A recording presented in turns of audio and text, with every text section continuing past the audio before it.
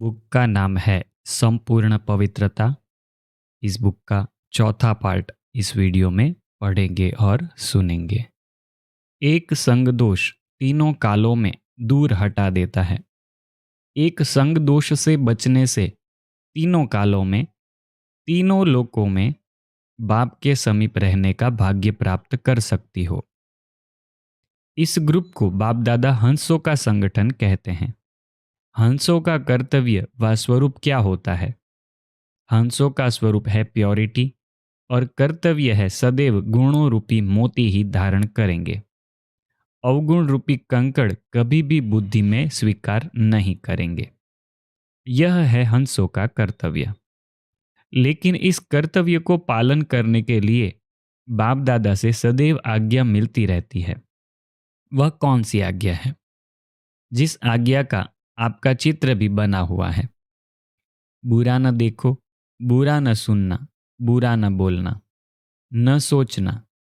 अगर इस आज्ञा को सदैव स्मृति में रखेंगे तो फिर सच्चा हंस बनकर बाप जो सर्व गुणों का सागर है, सागर के किनारे पर सदैव बैठे रहेंगे। तो अपनी बुद्धि को सिवाय ज्ञान सागर बाप के और कहाँ भी ठिकाना न देना, क्योंकि हंसों का ठिकाना है ही सागर। तो अपने को हंस समझकर अपनी प्रतिज्ञाओं को पालन करती रहना। समझा? मोती और कंकड़ दोनों को छांटना सीखा है? कंकड़ क्या होता है, रत्न क्या होता है? नॉलेजफुल तो बनी हो ना। अब देखेंगे यह हंस क्या कमाल कर दिखाते हैं। हंसों का संगठन न चाहते हुए भी अपनी तरफ आकर्षित करता है। तो संग दोष से बचना है और ईश्वरीय संग में रहना है। अनेक संग छोड़ना, एक संग जोड़ना है। ईश्वरीय संग सिर्फ शरीर से नहीं होता है, लेकिन बुद्धि द्वारा भी ईश्वरीय संग में रहना है। यह इंपॉर्टेंट पॉइंट आई कि बुद्धि द्वारा ईश्वरीय संग में रहना है।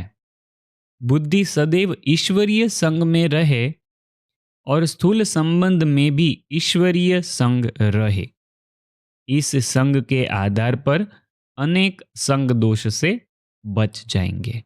सपूत बन हर शिक्षा का सबूत दिखाओ। तीव्र पुरुषार्थी का अर्थ ही है कि जो भी बात कमजोरी व कमी की दिखाई दे उसको अभी अभी खत्म कर दे। जब स्मृति रहती है तो स्मृति के साथ समर्थी रहने के कारण कोई भी कमी को पूर्ण करना ऐसे लगता है जैसे कोई साधारण कार्य बिगर सोचे ऑटोमेटिकली हो जाता है। यह नेचुरल हो जाता है। ऐसा पुरुषार्थ करने के लिए दिन प्रतिदिन जो शिक्षा मिलती है उसको स्वरूप बनाते जाओ। शिक्षाओं को शिक्षा की रीति बुद्धि में नहीं रखो, लेकिन हर शिक्षा को स्वरूप बनाओ। तो क्या बन जाएंगे? जो असली स्टेज का गायन है, ज्ञान स्वरूप, प्रेम स्वरूप, आनंद स्वरूप स्थिति बन जाएगी। पॉइंट की रीति से बुद्धि में नहीं रखो, लेकिन पॉइंट को प्रैक्टिकल स्वरूप बनाओ। फिर सदैव पॉइंट स्वरूप में स्थित हो सकेंगे। अभी मेजॉरिटी पॉइंट को पॉइंट रीति धारण करते हैं, वर्णन करते हैं, लेकिन जो पॉइंट को स्वरूप में लाएंगे तो वर्णन करने के बजाय साक्षात्कार मूर्त बन जाएंगे। तो यही पुरुषार्थ करते चलो। बाबा क्या कहते हैं? क्योंकि वर्णन करना तो बहुत सहज है, मनन करना भी सहज है। जो मनन करते हो, जो वर्णन करते हो, वह स्वरूप बन अन्य आत्माओं को भी स्वरूपों का अनुभव कराओ। ऐसे को कहते हैं सपूत और सबूत दिखाने वाले। सपूत बच्चे को वफादार और फरमान बरदार कहा जाता है। सभी अपने को फरमान बरदार समझते हैं। जब विजय का वरदान है तो विजय किससे होती है? जब फरमान पर चलते हैं तो फरमान बरदार नहीं हो। स्थूल में फरमान पालन करने की शक्ति भी सूक्ष्म के आधार पर होती है। स्थूल में जो फरमान पालन करना है वह भी पालन करने के लिए शक्ति तो सूक्ष्म के आधार पर ही मिलती है, मतलब योग के आधार पर। निरंतर फरमान पालन होता है तो मुख्य फरमान कौन सा है? निरंतर याद में रहो और मन वाणी कर्म में प्योरिटी हो। औरों को भी सुनाते हो कि पवित्र बनो, योगी बनो। तो जो औरों को सुनाते हो वही मुख्य फरमान हुआ ना। संकल्प में भी अपवित्रता व अशुद्धता न हो, इसको कहते हैं संपूर्ण पवित्र। यह बुक का सार एक लाइन में आ गया। संकल्प में भी अपवित्रता व अशुद्धता न हो, इसको कहते हैं संपूर्ण पवित्र। ऐसे फरमान बरदार बने हो ना। सारी शक्ति से ना पवित्र और योगी है कि अभी बनना है। निरंतर योगी भी हैं। निरंतर अर्थात संकल्प में भी अशुद्धता नहीं है। संकल्प में भी अगर पुराने अशुद्ध संस्कारों का टच होता है तो भी संपूर्ण प्योरिटी तो नहीं कहेंगे। बहुत इंपॉर्टेंट पॉइंट। निरंतर अर्थात संकल्प में भी अशुद्धता नहीं है। संकल्प में भी अगर पुराने अशुद्ध संस्कारों का टच होता है तो भी संपूर्ण प्योरिटी तो नहीं कहेंगे ना। जैसे स्थूल भोजन भले कोई स्वीकार नहीं करते हैं लेकिन हाथ भी लगाते हैं तो भी अपने को सच्चे वैष्णव नहीं समझते हैं।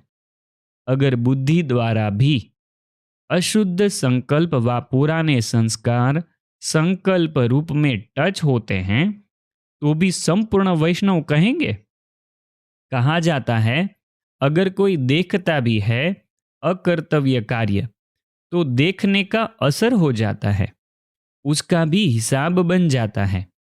इस हिसाब से सोचो तो पुराने संस्कार व अशुद्ध संकल्प बुद्धि में टच होते हैं तो भी संपूर्ण वैष्णव व संपूर्ण प्योरिटी तो नहीं कहेंगे। पुरुषार्थ का लक्ष्य कहाँ तक रखा है? अब सोचो, जबकि इतनी स्टेज तक जाना है तो यह छोटी छोटी बातें अब इस समय तक शोभती है। अभी तक बचपन के खेल खेलते रहते हो व कभी दिल होती है कि बचपन के खेल खेलने की? वहाँ ही रचना की, वहाँ ही पालना की और वहाँ ही विनाश किया। यह कौन सा खेल कहा जाता है? वह तो भक्ति मार्ग के अंधश्रद्धा का खेल हुआ। माया आएगी जरूर, लेकिन अब की स्टेज अनुसार, समय अनुसार विदाई लेने अर्थ आनी चाहिए, न कि ऐसे रूप में आए। संकल्प में अपवित्रता के संकल्प के रूप में न आए। बुद्धि द्वारा ग्रहण करो और मुख द्वारा एक दो के गुणगान करो। द्वापर से लेकर आज तक अपनी और अपने दैवी परिवार की आत्माओं की महिमा करते आए हो, कीर्तन करते आए हो। भक्ति मार्ग में क्या करते हैं? हम हमारे परिवार की, दैवी परिवार की आत्माओं की महिमा करते आए हैं।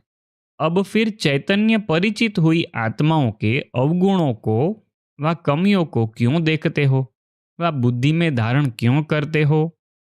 अभी भी सारे विश्व से चुनी हुई श्रेष्ठ आत्माओं के गुणगान करो। ठीक है, अभी भी गुणगान ही करना है। बुद्धि द्वारा ग्रहण करो और मुख द्वारा एक दो के गुणगान करो। फिर दृष्टि व वृत्ति चंचल होगी, किसकी भी कमी की फीलिंग होगी। अभी अनुभव किया है कि कोई भी मंदिर की मूर्ति कितनी भी अट्रैक्टिव व सुंदर सजी हुई हो तो कभी भी दृष्टि उनकी सुंदरता व सजावट के तरफ संकल्प मात्र भी चंचल नहीं होती है। और वहाँ ही अगर कोई सिनेमा व कोई ऐसी किताबों में से कोई अट्रैक्शन व सजावट देखते हैं व कोई बोर्ड भी देखते हैं तो वृत्ति और दृष्टि चंचल हो जाती है। क्यों? अट्रैक्शन तो मूर्तियों में भी है, सजावट, फीचर्स और नेचर्स की ब्यूटी मूर्तियों में भी है। फिर भी वृत्ति और दृष्टि चंचल क्यों नहीं होती? दोनों ही चित्र सामने रखो व एक ही कमरे में रखो तो एक सेकंड में उस तरफ जाने से वृत्ति चंचल होती है। जो पहले बताया कि जैसे सिनेमा के चित्र है, बाबा कहते हैं 1 सेकंड में उस तरफ जाने से वृत्ति चंचल होती है और उस तरफ जाने से वृत्ति पवित्र बन जाती है, जो देवी देवताओं के चित्र बताए। यह पवित्रता और अपवित्रता का कारण क्या होता है? स्मृति। स्मृति है कि यह देवी है, तो यह स्मृति और दृष्टि वृत्ति को पवित्र बनाती है। और स्मृति है कि यह फीमेल है, स्त्री है, तो वह स्मृति वृत्ति और दृष्टि अपवित्रता की तरफ खींचती है। वहां रूप को देखेंगे और वहां रूहानियत को देखेंगे। एक तरफ रूप देखा जाता है और एक तरफ रूहानियत दिखती है, इसलिए वृत्ति अपवित्र नहीं होती है। ऐसा पास्ट का अपना अनुभव तो होगा ना। वर्तमान भी परसेंटेज में है, लेकिन इसको मिटाने के लिए कभी भी कहाँ भी देखते हो, किससे भी बोलते हो, तो स्मृति में क्या रखो? आत्मा समझना, वह तो हुई फर्स्ट स्टेज। लेकिन कर्म में आते, संपर्क में आते, संबंध में आते यही स्मृति रखो कि यह सभी जड़ चित्रों की चैतन्य देवी व देवताओं के रूप है। हम पर्सनली जिसको मिलते हैं, ब्राह्मणों को मिलते हैं, तो एक दूसरे को देवी देवता के रूप में ही देखना चाहिए।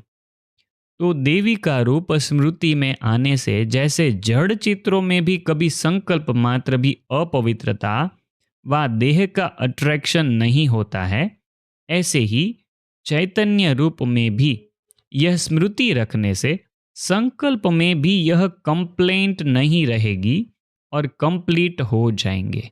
समझा? यह है वर्तमान पुरुषार्थियों की कंप्लेंट के ऊपर कंप्लीट बनने की युक्तियां।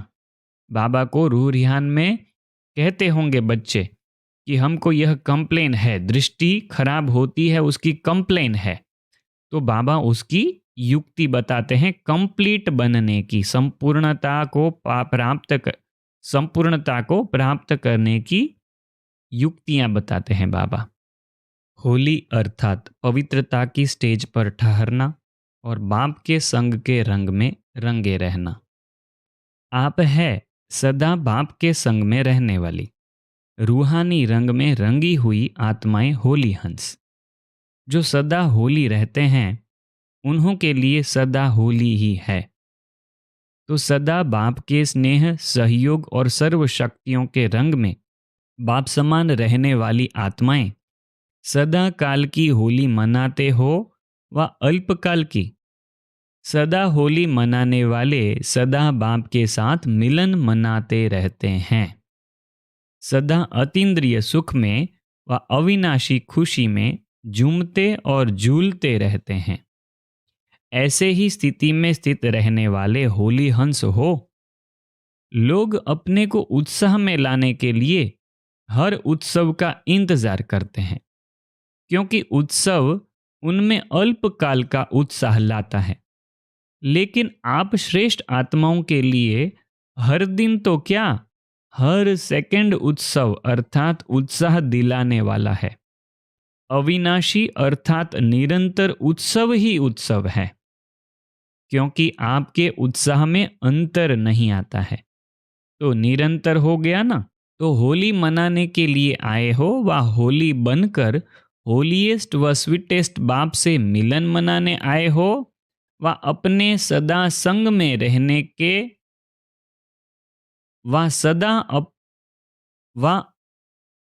अपने सदा संग में रहने के रंग का रूहानी रूप दिखाने आए हो। होली में अल्पकाल की मस्ती में मस्त हो जाते हैं, तो क्या अपने अविनाशी ईश्वरीय मस्ती का स्वरूप अनुभव करते हो? जैसे होली की मस्ती में मस्त होने कारण अपने संबंध अर्थात बड़े छोटे के भान को भूल जाते हैं, आपस में एक समान बनकर मस्ती में खेलते हैं। मन के अंदर जो भी दुश्मनी के संस्कार एक दो के प्रति होते हैं, वह अल्पकाल के लिए सभी भूल जाते हैं, क्योंकि मंगल मिलन दिवस मनाते हैं, होली का दिवस। यह विनाशी रीति रस्म कहाँ से चली? यह रस्म चलाने के निमित्त कौन बने? आप ब्राह्मण।